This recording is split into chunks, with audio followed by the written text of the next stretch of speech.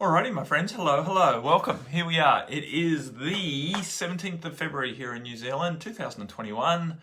It's Chat with Matt. Half an hour. I'll just use this as a mirror, sort myself out a little bit. Half an hour to shoot the breeze, talk about whatever's going on for you, stimulate some transformation in all sorts of ways. We're holding an energetic space. If you're listening to this, just be open to receive what you can from it. It's not about an intellectual I'm not here to intellectually educate people so much as to stimulate thought and to stimulate energetic softening, really, which leads to transformation, relaxation, right? We stimulate relaxation through the process of inquiry and the process of supporting people and the process of giving perspectives that might shake up the rationale behind fixed viewpoints that are inducing stress, right? And change our perspective that the world's all effed up at the moment, and we need a savior, and I don't know what to do. How many times I have to help people with, but I just don't know what to do, or I'm not sure, or how. None of us know how at the moment. That's the magic of this place. We're all holding strong intention that we're moving forward into a more expansive reality. The age of Aquarius is dawning, and yet we don't know how. Most of us don't know how, but in terms of logic and step by step and how it's going to unfold and how it's going to look and what needs to happen in what sort of order. But basically, we lead ourselves there through being our being. That's the only how we need to remember. It's to consciously take time. Invest time in intentionally aligning with the being that you be. Hey, Sister Jane. Hey, Sister Jill. How are you? So I put a little poster on as the invitation to this chat with Matt, and it was a photo of some of our chickens sitting on the step. And it was a great photo because it showed diversity, because we've got quite a motley crew of chooks. Hey, Sister Sheena. Quite a motley crew of chooks. And they're all doing something a little bit different. They're all striking a different pose.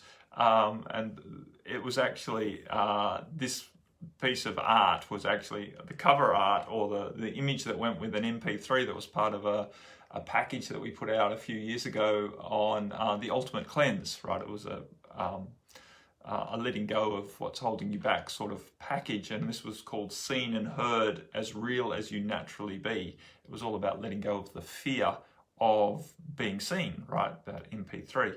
And so this was a cover to it, and chooks being rambunctious. That's Gonzalez sitting on the post with her beak open squawking, and then there's Ginger and Bubbles in the back, and Prana, the matriarch, the oldest chook there, sitting down. She's a little top knot bantam, and then Silver and Zippy, rest in peace, who was on the end, who's no longer with us, who used to be the head chook, believe it or not. And she was Prana's daughter.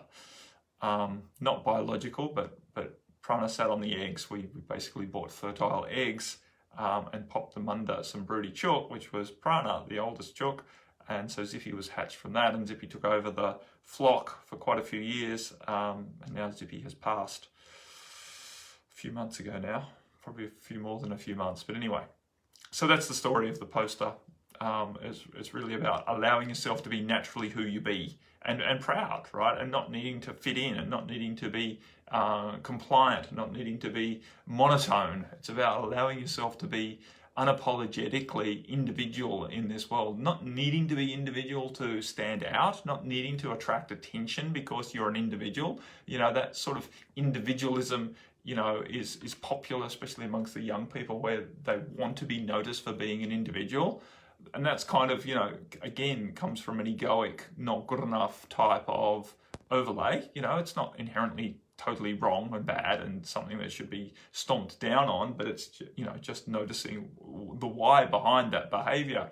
But when you truly get to, and we see it more and more as we age, to that place where you just don't care what other people think about you anymore, you're not here to impress anyone, you can really just be yourself.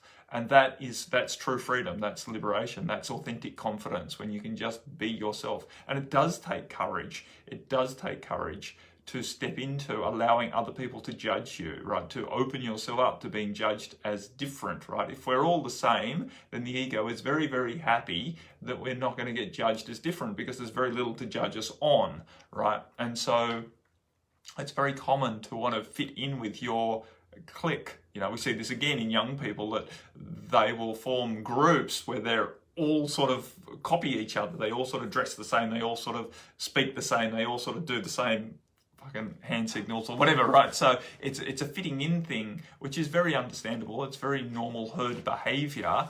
But at the end of the day, it's denying the truth of who you be in order to avoid being judged and to have a sense of belonging. When we really find our sense of belonging in the truth of who we be, and we don't need to fit in on the surface level, it's a massive liberation, and which leads to a much deeper enlightenment, a much deeper realization of the truth. Awesome. Sheena and Jill know each other.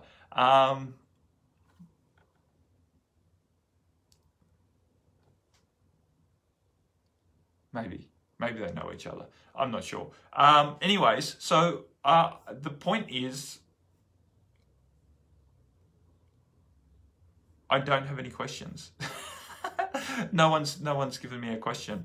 I was just double checking that, and it isn't there. I'm going to refresh this just to make sure and to see the live stream happening here in the group, so that if I miss a comment on my screen, I can catch it down here. There I am.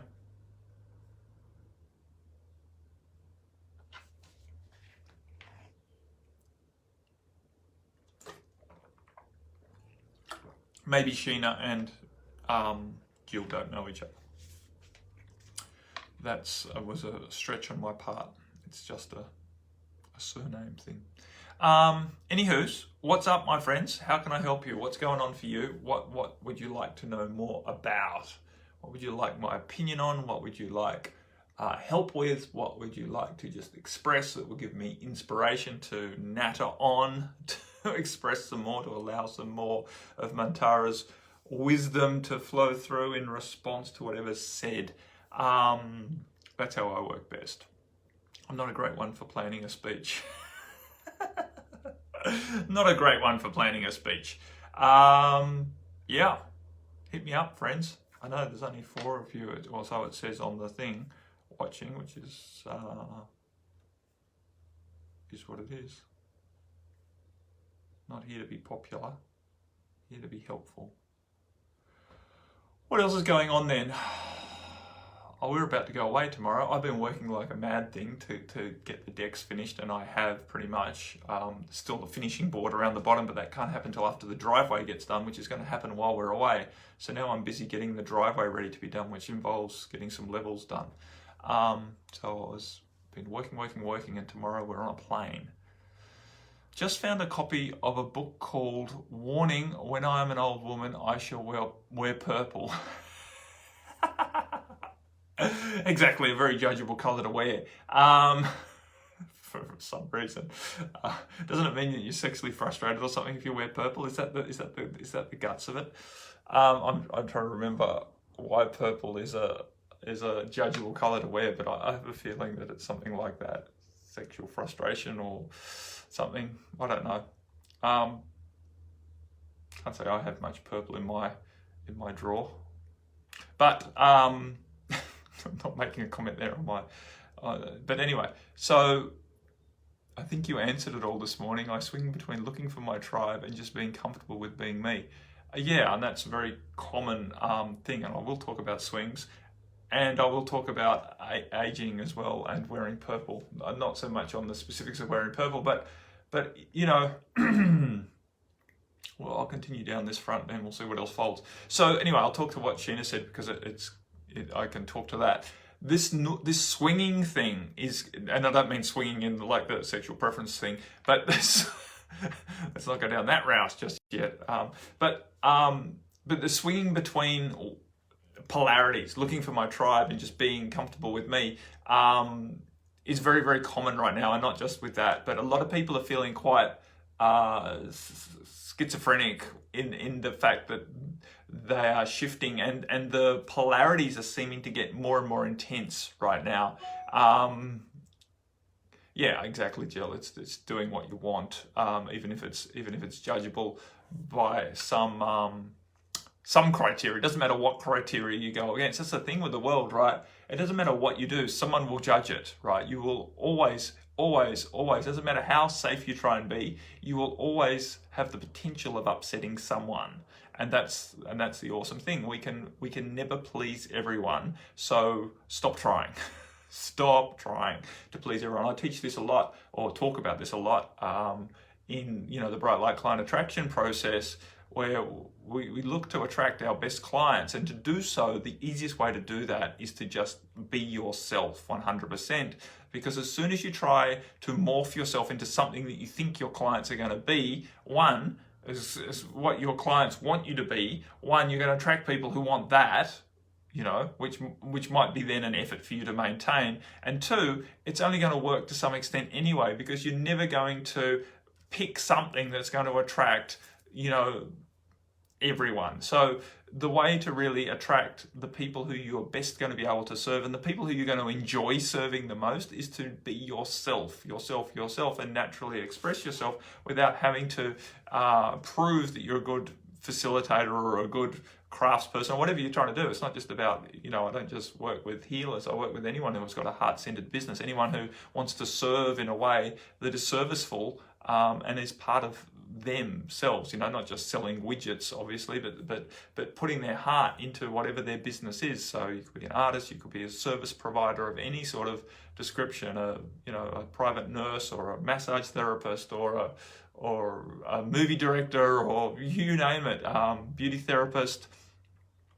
All sorts of people can benefit from really relaxing into who they be and allowing their true light to shine out from within them, so that naturally attracts people who like them. So getting back to what Sheena said, the way that we do basically attract our best tribe is to be ourselves, and then naturally alignments occur that bring people who resonate with us towards us. So to find our tribe, we need to allow ourselves to be seen and heard, just as the poster said, right? So if you're not willing to be seen and heard, then you're unlikely going to attract people who recognize you as in alignment with them. And so this is an important part of the process. If you want to have a tribe of people who truly resonate with you, who truly support you, who truly like you and you like them, and it's a beautiful win-win-win situation where you don't need to be anything, you don't need to sacrifice yourself in order to maintain the relationships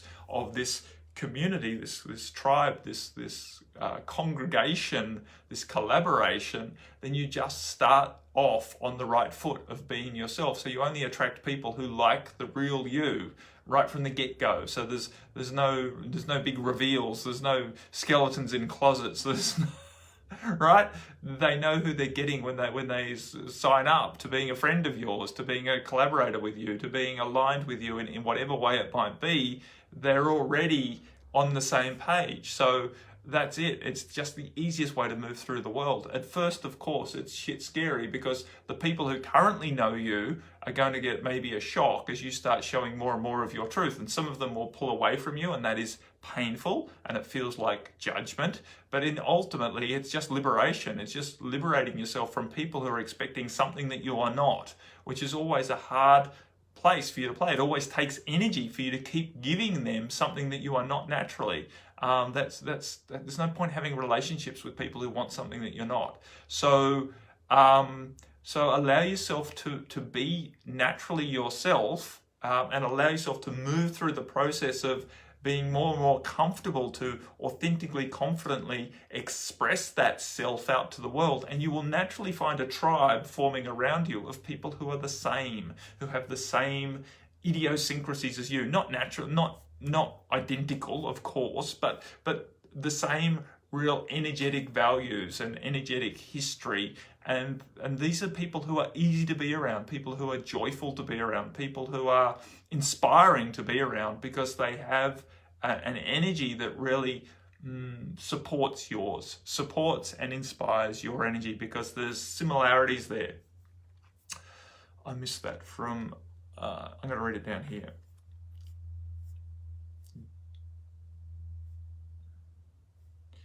Jill basically said, it's basically a poem with pictures. One page just says, I shall go out in my slippers in the rain, and I hoard pens and pencils and beer mats and things in boxes, etc., etc. Yeah, so it's basically just an invitation to allow yourself to be yourself, right? So, it sounds like a great book. That's frivolous and makes fun of something that's quite important, right? To really engage with who you be, and to allow it to be okay. Jane says, I'm quite enjoying the excitement of being myself. Yeah, and that's true, Jane. I agree. It can be a real liberation or unfoldment that is quite exciting, right? After years and years and years of suppressing who we be, there's an edge of fear around revealing it, but fear and excitement are very, very close vibrations. Nervousness and excitement are almost the same feeling. It's just the perspective that we hold. One of the ways that people train people to get over their nervousness is to just reframe it as excitement, just to reword it as excitement. And so instead of saying, hey, I'm feeling really nervous about getting on stage, you say, hey, I'm feeling really excited about getting on stage. Because basically it's the same feeling. It's just the perspective that one's good and one's bad. Nervousness is bad, excitement is good. That's a line in the sand that's arbitrarily drawn, and we can choose to shift the line to suit ourselves, to allow ourselves to be a little bit more comfortable in a nervous, excited state of being, right? That's it. Sheena said, I have dabbled in energy healing, crystal healing, pulsing healing with good results for the clients. However, at the moment, I feel more drawn to teaching side of me and have workshops. I feel nearly ready to facilitate. I have in the past facilitated herbal cream workshops. Yeah, for me, Sheena, I find that the difference between teaching and healing is nothing. My teaching is healing and my healing is teaching. Because I've never really trained in any modality. I know I do all this light language and stuff, but that just sort of naturally came about as my intention to be serviceful for people grew. And this was just another aspect that I could add to holding space for people, that took them into an experience that was serviceable for them. Because I originally just started holding people in a space of love and acceptance and allowing them to have an experience which was beneficial. And then I started, speaking naturally, or quote unquote channeling, which is the same thing. I know a lot of people think that channeling is not speaking naturally, but it is, because I'm just channeling myself, and Mantara is just a bigger aspect of me in reality, because it's just a matter of where we draw the line, of where I finish and end, and beyond the personality, it's a big palette.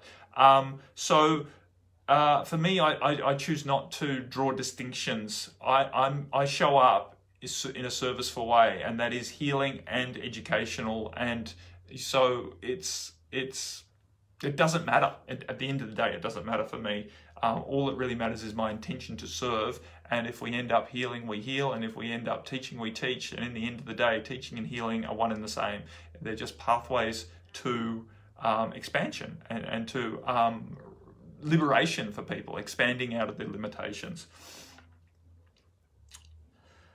Jill said, my choir song list opened up to the beautiful ballad, Both Sides Now. It has a lovely line in it about people say I've changed. Awesome. People are always changing. This is this crazy belief that's perpetuated that people don't change. People say it all the time, oh, they'll never change. It's like bullshit.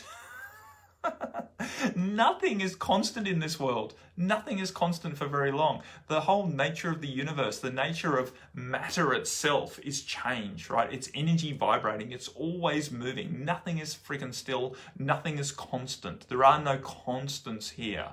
It's all change. And so this belief, or this expression, oh, that won't change, it's delusional, and it's just setting people up for disappointment. And I know the ego, the personality doesn't like change, and so it wants to perpetuate this belief, oh, that won't change. It gives them a sense of stability that it likes. Oh, we know that person's always going to be like that, but it's bullshit, because that person won't always be like that. Yeah, maybe some people are resistant to change, and we recognize that, and they won't change quickly. That is also true, but they will change. They will all change. And the more that you let go of the belief that things won't change, and you let go of saying, no, that will never change, or the belief that you don't want things to change, right, which is always opening you up to even more pain, really, because we have to be in acceptance and allowance of change, because it's a very, very natural part of the cosmos. So the more that we are open to change and accepting of change, then the more easily we will be adaptable and adjustable and confident to move forward on this plane. What was another word I lost? But anyway, yeah, it just happens more easily when we're open to it being easy. So anyway, I'm going to read what Diane wrote. I think it's harder in the spiritual community because at the beginning you think that everyone is for you, then you realize it's just the same as 3D life. I know now I am finally getting called to fully step into raw me in my work, and where this will magnetize my true tribe. I know it will polarize people too. Yeah, and that's another thing that I'm very open with sharing in the Bright Light Client Attraction process, is you have to be willing to be controversial. You have to be willing to divide your audience. You have to give them enough to really know who you be, so that some of them will like you, a proportion of those people will love you, some people won't get you, and some people will actually hate you. You have to go there, because if you want to play vanilla bland where just everyone accepts you, right, everyone is just okay with you, you won't actually get people loving you to the place where they will actually invest good money in your services. They just won't, because you won't stand out enough. You won't draw them in enough. But to go there where you get people really loving you, you have to be authentically yourself enough to have other people not understand you, to have other people not like you because you ruffle their feathers, and you just can't protect yourself from having the uncomfortable experience of knowing that other people are not liking what you are doing, right? And they might even resist it, and they might even protest against you. They might even call you out and judge you in public. And that has got us into big trouble in other lifetimes, right? We've been punished for going against what the majority wants from us in other lifetimes. So that's why we need courage to step forward into really being controversial on this planet, for really speaking our truth in unapologetic ways and in very confident ways, not bullshit egoic confidence that I'm right and you're wrong and you and it's my way or the highway. It's not like that at all. We just speak our truth, which doesn't need to be polarizing, right? We don't need to speak of viewpoints that are harsh, but we just need to be ourselves in such a way that our energy will naturally ruffle feathers for people who are not willing to accept the being that we be. And that is entirely appropriate. So yeah, full power to you, Diane, as you choose to just step into raw me and your work, right? Because it's true, there's a lot of toxicity in the spiritual community where everyone is supposed to be the same, peace, love, and mung beans, and it's just not valid. It's just not valid. I know I've been through the whole thing with the ashram and the yoga community where everyone basically tried to out-humble each other, right? A lot of people took a lot of pride in how humble they were and how devoted they were and all the rest of it, and it's kind of like this internal or this competition running on about who could be the most ideal in terms of a disciple. ultimately, I gained a lot from that experience. It's not all wrong, I gained a huge foundation in my meditation practice and in my devotion. I opened my heart through this practice. It wasn't all wrong at all, but there's elements of shadow in there, of egoic shadow in there that just, at the end became untenable, and the whole place imploded basically. But which is a good thing, because it liberated a lot of us. Some people, of course, got very messy for. Some people basically flourished and blossomed. Luckily, I was one who got messy for a little while, then flourished and blossomed. 6 months of messiness was okay after 16 years of strong devotion. So the point being, we all are waking up to this, and shadow in every echelon of community is being exposed right now. Shadow is becoming very, very obvious for those of us who have a more mature soul, and we are making strong choice in how we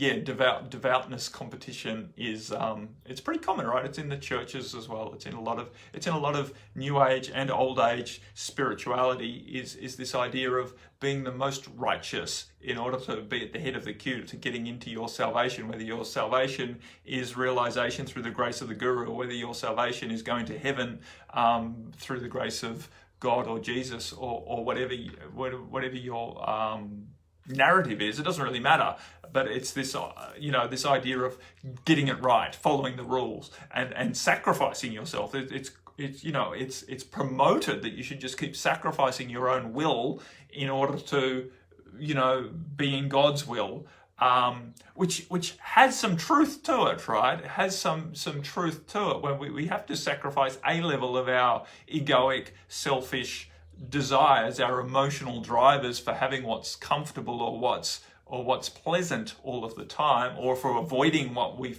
find aversion to. We have to recognize that there are wounded aspects of ourselves that try and drive the bus, and we have to take command from a higher perspective, and that feels sometimes like a bit of a sacrifice of our will, but we have to understand what aspect of us is exerting the will. We have to inquire as to what aspect of us is trying to drive the bus, and bring it back to a more expansive version of us driving the bus, right? So, exerting the will. Which is still very natural, and we don't need to follow any rules for doing that. We get more and more in touch with our truth in our heart, and let that expression flow out through us, rather than letting wounded aspects of ourselves, emotional aspects of ourselves, driving from the space of getting what we desire, or avoiding what we're averse to, what we don't want, what we're scared of, what we find painful, right? We have to be willing to face our pains. That feels like a sacrifice, but it's actually the path to our liberation. And we have to sometimes step past things that are bright and shiny and we want, or we just want that seems like success to us. And sometimes we go, yeah, but it's a big fat trap, right? That shiny object trap, or that feel good trap. It's not really taking me to my ultimate outcome. And so, there's, as always, there is elements of truth and value in all of the teachings. All of the ancient teachings have a lot of value in them, but they also, quite often, because we've just come through 5,000 years of shadow masculine authoritarian rule, they have an overlay of authoritarian control that is not helpful. That's not helpful. So we need to regain our spirituality from within the structures that have limited our ability to really embrace that spirituality. So awesome. It's an awesome journey.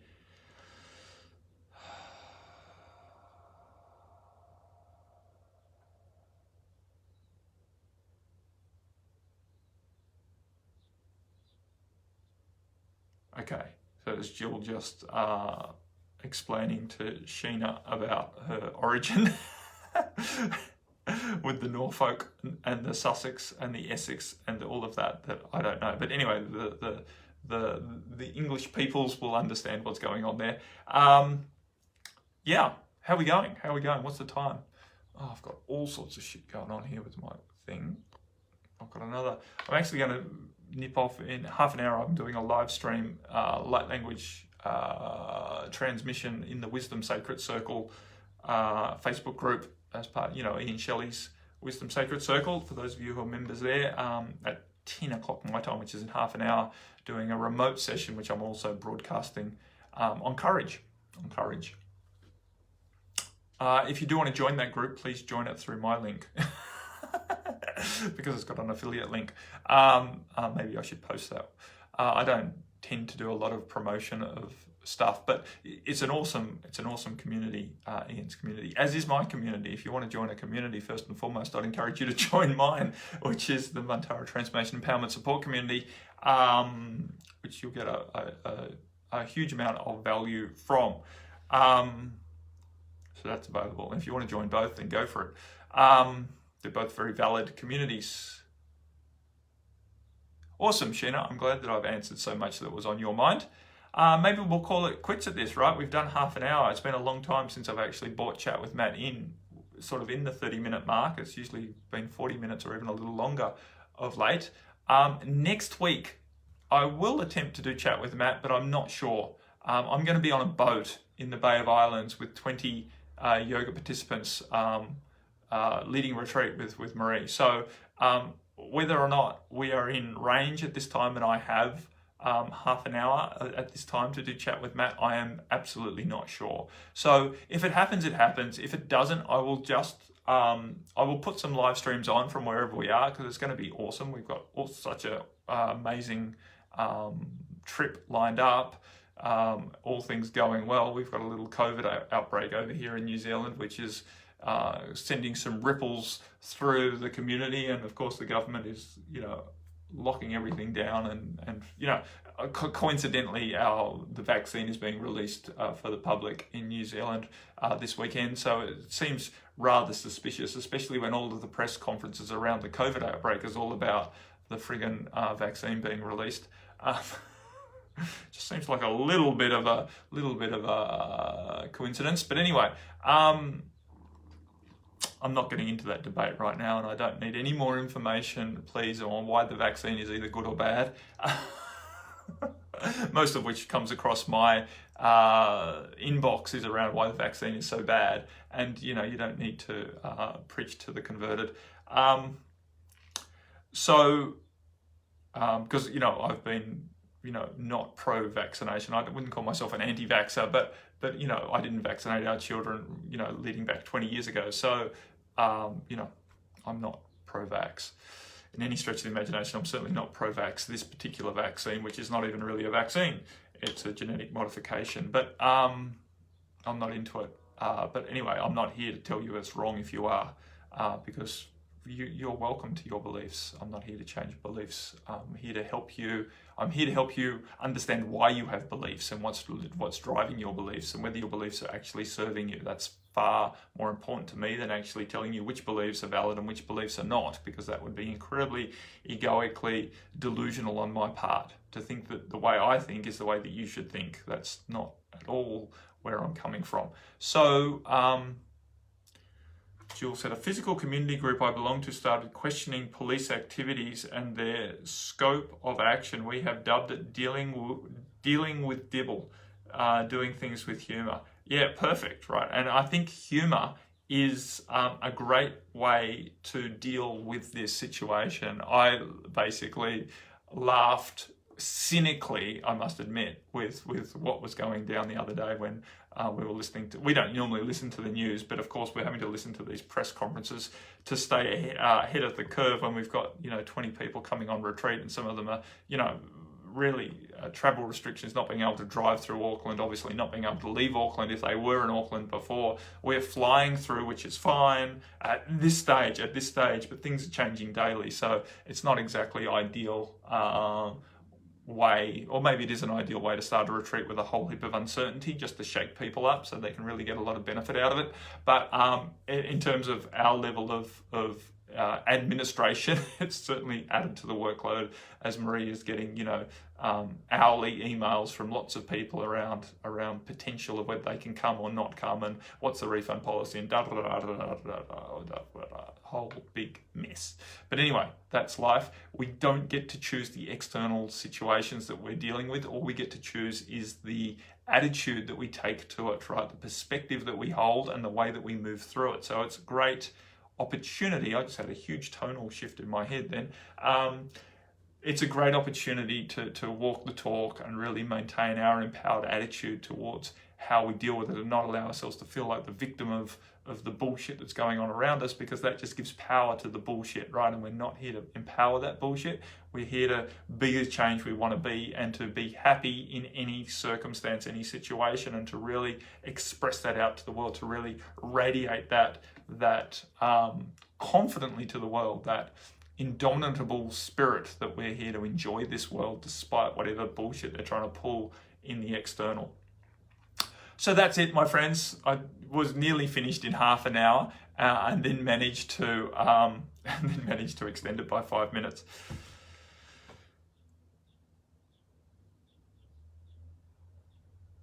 Awesome. I haven't watched any of the live things from the Prime Minister, but there are some awesome comments coming through. It's great to see people are willing to speak truth. And social media is an awesome tool for this. It has some drawbacks, of course, but it also is giving power to a lot of people. And yes, there is a level of control over it, and that will change in time. I think social media is going to, become liberated and go onto blockchain and stuff like that, where it isn't centralized. Decentralized social media is coming, and it's coming quite quickly, I believe, as well as decentralized finance and decentralized all sorts of things. I think the blockchain is going to really yield a lot of potential solutions for a controlled and centralized world that is crumbling, right? And people are going to take the power back, and it is an awesome opportunity. So anyway, I'm not going down that hole right now. Hey, Sister Michelle, we are done. So much love to you, my friends. I will speak to you sometime next week. It might not be my regular time next week only. I do try and come to you every week at this time, but sometimes we're going to be on retreat, and then it just might not be possible. So, and we've got like 5 retreats planned for the first half of this year, pretty much. We're going down to the Abel Tasman twice. We're going up to the Coromandel. That's only 4. Potentially we might go over to the Cook Islands, but again, that's open to conjecture now that we've got COVID cases here in New Zealand. That doorway may have slammed shut. But we will see how this thing unfolds. We're not here to try and predict the future. That is folly. We're here to live in the moment, and we're here to live our best life in this moment. Much love. Bye for now, my friends. Namaste.